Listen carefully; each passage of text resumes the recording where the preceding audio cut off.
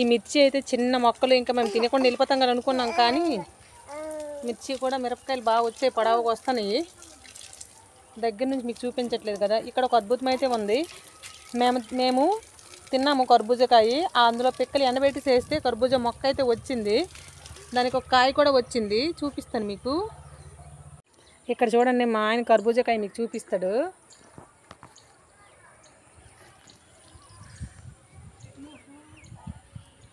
చూసారా ఎంత పెద్ద కాయ వచ్చిందో.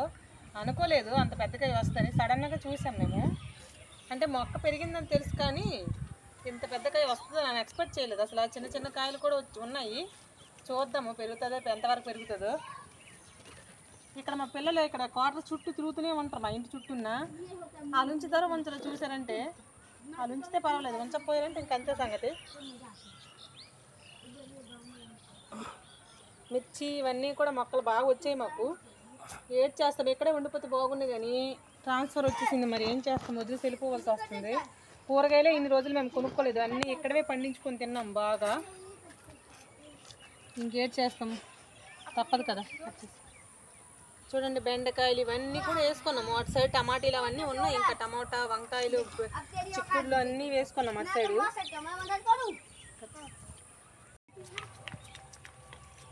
ఇవ్వండి చూడండి మిర్చి ఎలా వచ్చాయో. అన్ని మొక్కలకు కూడా వచ్చాయి,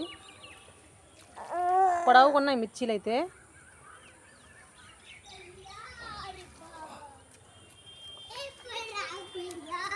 ఈడున్నాడా ఈ తింగరోడు, వీడు మహారాష్ట్రోడు, వీడు ప్రియాన్ష్ ఆడి పేరు.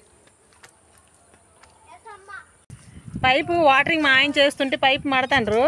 ఆ పైప్ మడితే వాటర్ ఏమొచ్చాట అందులోకి వెళ్తాయట డబ్బాలోకి.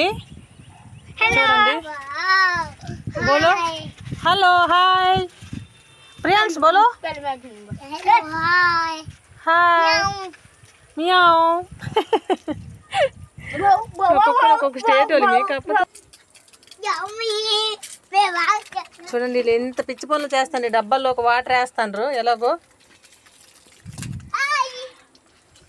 बोलो अभी बोलो हाय। नहीं कल मैं कहूँगा, देखो मैं बनाऊँ ना।